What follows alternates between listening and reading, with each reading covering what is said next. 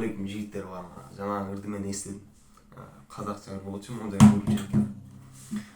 Ал ырдын атын билбейм точно, бирок азыр ырдап жатам.